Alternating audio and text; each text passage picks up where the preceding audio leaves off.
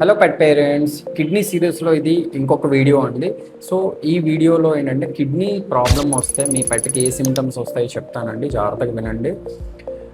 మీ పెట్ డల్గా ఉంటున్నా, మీ పెట్ ఆకలి తగ్గిపోయినా, మీ పెట్ రోజంతా మూడీగా ఉంటున్నా, మీ పెట్ ఒకవేళ ఎక్కువ నీళ్ళు తాగి ఎక్కువ పాసుకెళ్తున్నా, లేదంటే నోట్ నుంచి ఎక్కువ దుర్వాసన వస్తున్నా, బ్యాడ్ స్మెల్, నోట్లో ఏమైనా అల్సర్స్ ఉన్నా సరే, లేకపోతే ఒకవేళ గమ్ చూస్తే పేలుగా ఉన్నా సరే,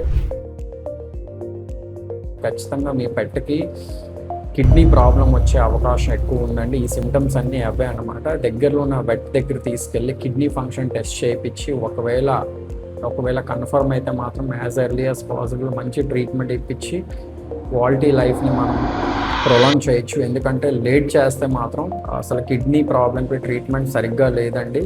సో పెట్ ప్రమాదంలో ఉంటుంది. అందరికీ షేర్ చేయండి.